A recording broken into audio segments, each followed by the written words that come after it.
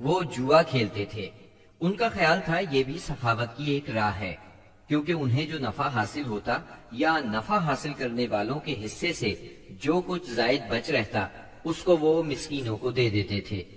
اسی لیے قرآن پاک نے شراب اور جوئے کے نفع کا سرے سے انکار نہیں کیا، بلکہ سورہ بقرہ کی آیت 219 میں فرمایا، یعنی ان دونوں کا گناہ ان کے نفع سے بڑھ کر ہے۔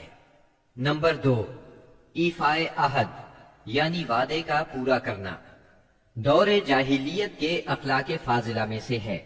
عہد کو ان کے نزدیک دین کی حیثیت حاصل تھی، جس سے وہ ہر حال میں چمٹے رہتے تھے، اور اس راستے میں اپنی اولاد کا خون اور اپنے گھر بار کی تباہی بھی ہیج سمجھتے تھے۔ نمبر 3، خودداری اور عزت نفس۔ اس پر قائم رہنا اور ظلم و جبر برداشت نہ کرنا بھی جاہلیت کے معروف اخلاق میں سے تھا۔ اس کا نتیجہ یہ تھا کہ ان کی شجاعت اور غیرت حد سے بڑھی ہوئی تھی۔ وہ فوراً بھڑک اٹھتے تھے اور چھوٹی سے چھوٹی توہین آمیز بات پر تلوار اور نیزہ اٹھا لیتے تھے، اور نہایت خون ریز جنگ چھڑ جاتی اور انہیں اس راہ میں اپنی جان کی قطعاً پرواہ نہ رہتی تھی۔ نمبر 4، عزائم کی تکمیل۔ اہل جاہلیت میں ایک خاص بات یہ بھی تھی کہ جب وہ کسی کام کو فخر اور ناز کا ذریعہ سمجھ کر انجام دینے پر تل جاتے تو پھر کوئی رکاوٹ انہیں روک نہیں سکتی تھی۔ وہ اپنی جان پر کھیل کر اس کام کو انجام دے ڈالتے تھے۔ نمبر 5، حلم، بردباری اور سنجیدگی۔ یہ خوبی بھی ان کے نزدیک قابل تعریف تھی، لیکن چونکہ ان میں شجاعت حد سے بڑھ کر تھی، ہر وقت جنگ و جدل پر آمادہ رہتے تھے، اس لیے یہ عادت بہت کم پائی جاتی تھی۔ نمبر 6، بدوی سادگی، یعنی رہن سہن کی الجھنوں اور داؤ پیچ سے ناواقف تھے۔ اس کا نتیجہ یہ تھا کہ ان میں سچائی اور امانت پائی جاتی تھی۔ دھوکہ دہی، بد عہدی سے دور تھے اور نفرت کرتے تھے۔ ہم سمجھتے ہیں کہ جزیرۃ العرب کو ساری دنیا سے جو جغرافیائی نسبت حاصل تھی، اس کے علاوہ یہی وہ قیمتی اخلاق تھے جن کی وجہ سے اہل عرب کو بنی نوع انسان کی قیادت اور رسالت عامہ کا بوجھ اٹھانے کے لیے منتخب کیا گیا تھا، کیونکہ یہ اخلاق اگرچہ بعض اوقات شر اور فساد کا سبب بن جاتے تھے اور ان کی وجہ سے المناک حادثات بھی پیش آ جاتے تھے، لیکن اپنی نوعیت کے بڑے قیمتی اخلاق تھے۔ یہ تھوڑی سی اصلاح کے بعد انسانی معاشرے کے لیے نہایت مفید بن سکتے تھے، اور یہی کام اسلام نے انجام دیا۔ غالباً ان کے اخلاق میں بھی ایفائے عہد کے بعد عزت نفس اور عزم کی پختگی سب سے زیادہ قیمتی اور نفع بخش جوہر تھا، کیونکہ اس زبردست قوت اور پختہ ارادے کے بغیر شر و فساد کا خاتمہ اور نظام عدل کا قیام ممکن نہیں۔ اہل جاہلیت کے کچھ اور بھی اچھے اخلاق تھے، لیکن ان سب کو بیان کیا جائے تو بات بہت طویل ہو جائے گی، لہٰذا انہی پر اکتفا کرتے ہوئے ہم آگے چلتے ہیں۔ ہمارے رسول مقبول محمد صلی اللہ علیہ وسلم کی ولادت باسعادت موسم بہار میں پیر کے دن صبح صادق کے بعد اور طلوع آفتاب سے پہلے سن عام الفیل 20 یا 22 اپریل 571 عیسوی کو مکہ مکرمہ میں ہوئی۔ پیر کا دن آپ کی مبارک زندگی میں بڑی اہمیت کا حامل ہے۔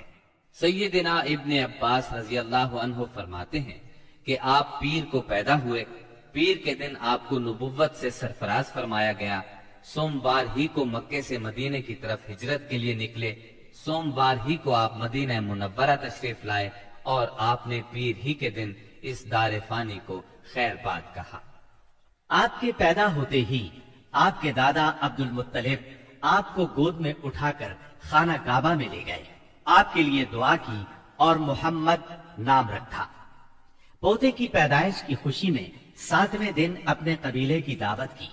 لوگوں نے آپ کے دادا سے پوچھا، آپ نے نومولود کا نام دوسرے لوگوں کے ناموں جیسا کیوں نہیں رکھا؟ انہوں نے جواب دیا، میں چاہتا ہوں میرے پوتے پر اس نام کا اثر پڑے اور میرا پوتا تعریف و توصیف حاصل کرے۔ آپ کی والدہ سیدہ آمنہ نے آپ کا نام احمد رکھا۔ انجیل میں بطور پیشگوئی آپ کے 2 نام آئے ہیں، فارتلید اور منہمنا۔ قرآن مجید کی سورہ انبیاء آیت 107 میں اللہ تعالیٰ نے آپ کو رحمت للعالمین کہا ہے۔ وَمَا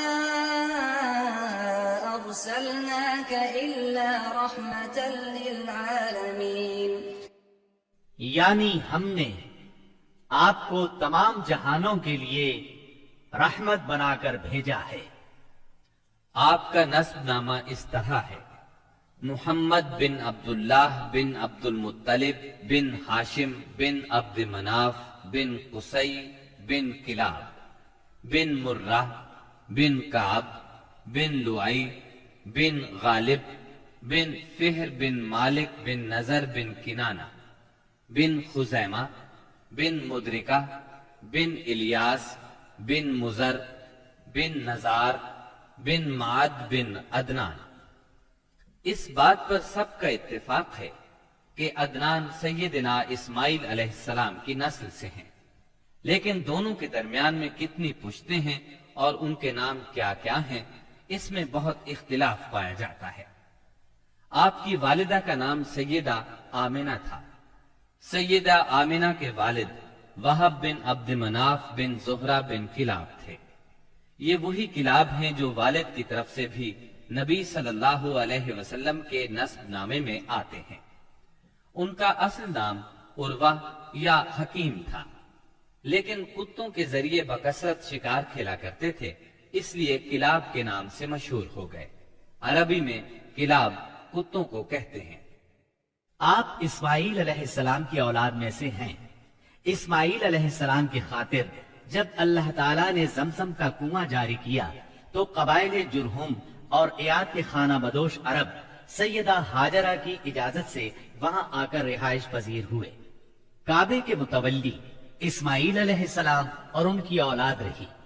ایک عرصے کے بعد بنو جرہم اور سیدنا اسماعیل کی اولاد میں کعبے کی تولیت کے سلسلے میں جھگڑا ہوا تو کعبے کی خدمت اور تولیت اولاد اسماعیل اور بنو جرہم میں تقسیم ہو گئی، اور جب بنو خزاعہ نے لڑ کر مکے پر قبضہ کیا تو ایک مدت تک کعبے کی تولیت بھی ان کے پاس رہی، لیکن بنو اسماعیل بہرحال مکے ہی میں رہے۔ ان کے ایک فرد کلاب نے شمالی عرب میں قبیلہ قزاع میں شادی کی، اس سے قصی پیدا ہوئے۔ وہ جوان ہو کر اپنے قبیلے میں واپس آ گئے۔ خسر کی وفات کے بعد قصی نے اپنے ننہال کی مدد سے بنو خزاعہ کو مجبور کیا کہ وہ شہر چھوڑ کر مضافات میں جا بسا۔ بنو خزاعہ کے سردار نے کعبے کے قیمتی چڑھاووں کو زمزم کے کنویں میں ڈال کر اس کو کاٹ دیا اور کنواں غائب ہو گیا۔ پھر قصی کو بہت بڑا اقتدار حاصل ہوا، اس کی اولاد پھلی پھولی اور اسے قوم کا بہت بڑا سردار تسلیم کیا گیا۔ قصی نے مکے میں ایک شہری مملکت کا آغاز کیا، وہاں دارالندوہ یعنی پارلیمنٹ اور ٹیکس کے نئے محکمے قائم کیے، لیکن وفات کے وقت حکومت اپنے بچوں میں تقسیم کر دی۔ کسی کو کعبے کی رکھوالی سونپی، کسی کو چابی دی، کسی کو فوج کی قیادت تو کسی کو ٹیکس کا حساب کتاب سونپا۔ بعد کی نسلوں میں انتظامات کی مزید تقسیم در تقسیم ہوئی۔ آغاز اسلام کے وقت وہاں 10 سرداروں کی ایک مجلس کار فرما نظر آتی تھی۔ قصی کے 4 بیٹے تھے، ان میں عبد مناف بڑے نامور اور صاحب عزت ہوئے۔ عبد مناف کے بھی 4 بیٹے تھے، ان میں ہاشم شہرت میں سبقت لے گئے۔